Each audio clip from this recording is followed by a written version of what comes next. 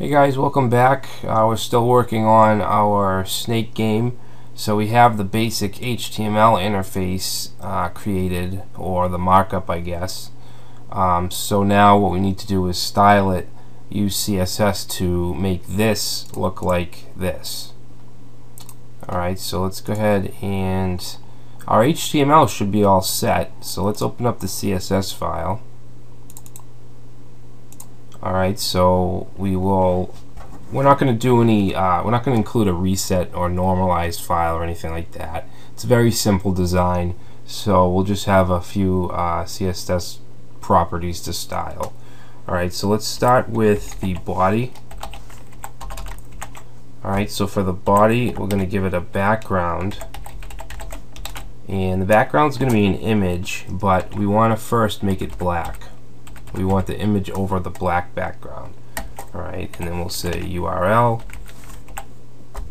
The name of the image is background.jpg, and it's right in the same file with our CSS, so we don't need to include any folders.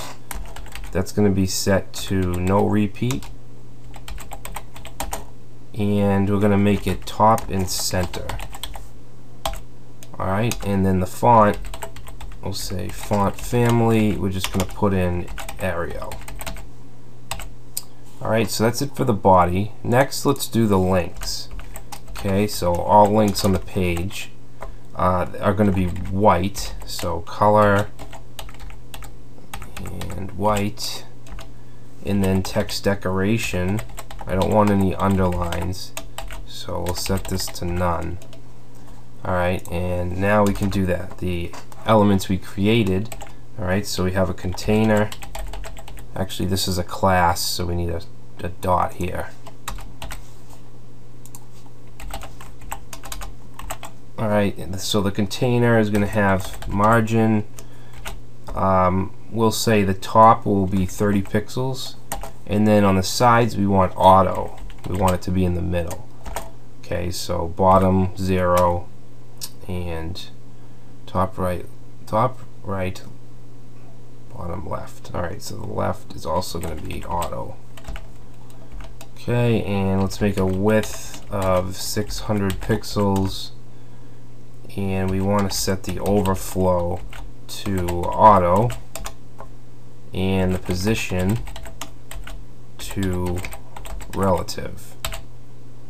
Alright, so let's see if that made any difference. Alright, so there's our background image. We have the overlay here, which we haven't hid yet, and then we have the reset button down here. Alright, so let's continue on. The next thing, let's just make the canvas black. Alright, so actually up here I'm going to put it canvas, and I'm going to make the background is going to be black. And let's do a white border, 1 pixels. 1 pixel white solid. Alright. Alright, so there's our canvas. Let's actually make the border a light gray.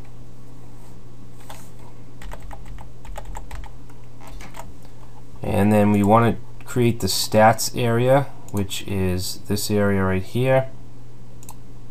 Okay, so let's see, stats, and we're going to make a width just about the same width as the canvas, minus 10 pixels for padding and stuff, so 590.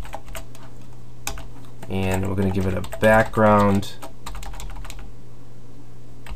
of gray, kind of a dark gray. Actually, no, we're going to do the 3s. And then give it padding of 5 pixels. And the font size will be 20 pixels. And then we'll give it a font weight of bold.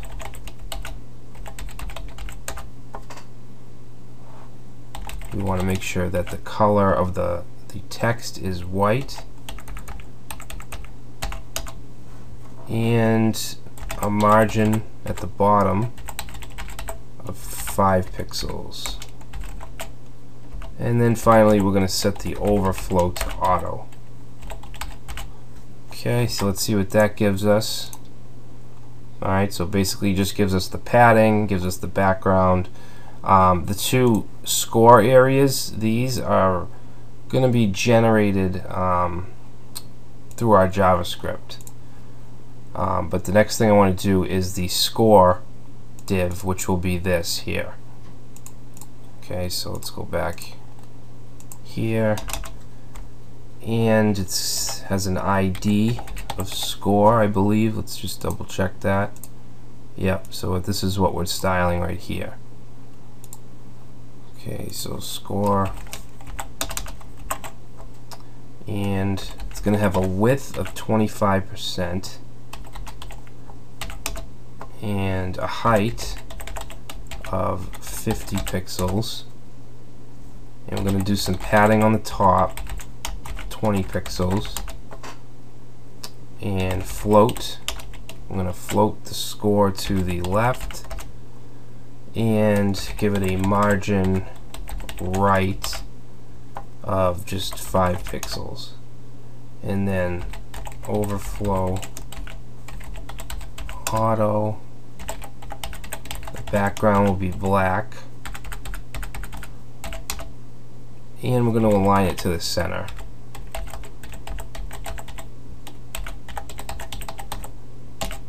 Okay, and we're basically going to do the same thing with the high score div. Alright, so, and you know what, I was going to make a whole separate div for the high score, but it's going to have all the same properties, so I'm just going to give this, I'm going to make them both score divs, and that would make me want to change this to a class as well, since there's more than one. Okay, so that would be the class score. Change this to a dot. Alright, so now let's do the button, the reset button. Actually, let's check it out first. Okay, so they're blank right now, which is fine. Let's get this button a little bigger, and we'll float it over here. Alright, so let's see, the ID is reset score, and this is a button. We're going to give it 10 pixels padding, and let's float it to the right of the score score blocks, and that's it really for the reset button. Alright, so what's next? Alright, so now the overlay, we have it up here. Alright, so we don't want this to show when we visit, when we first come to the page. We only want it to show when the user dies or loses. It should pop up. Alright, so the first thing we want to do is just hide that. So we'll say overlay, and we'll set it to display none. Okay, so that should make it disappear. Alright. Actually, let's do that last just so we can see it. Alright, so let's do a color. So the text will be white, and the font size will be 25, and we want it in the center. Okay, now this, we want it in the middle here. Alright, so what we'd have to do is position it absolute, which means it can be anywhere we say, and it doesn't need to be relative to the rest of the elements. So what we did was the canvas, was it the canvas? We positioned something relative. Okay, so the container is positioned relative.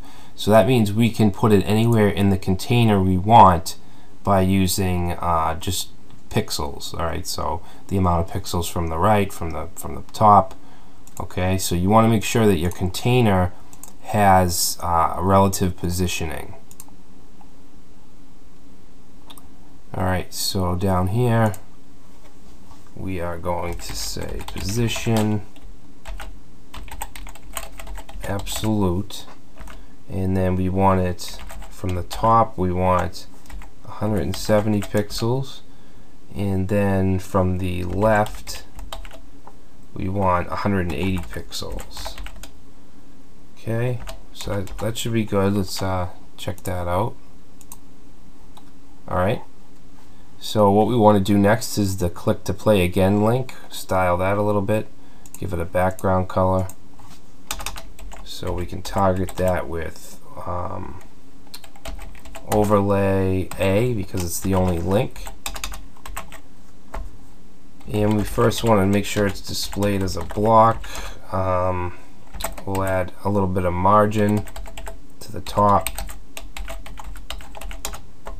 and padding 10 pixels, and then we want to give it a background. Background will be gray. And then we want it to have a hover effect as well. So overlay A hover, and what I'm going to do is just change the background.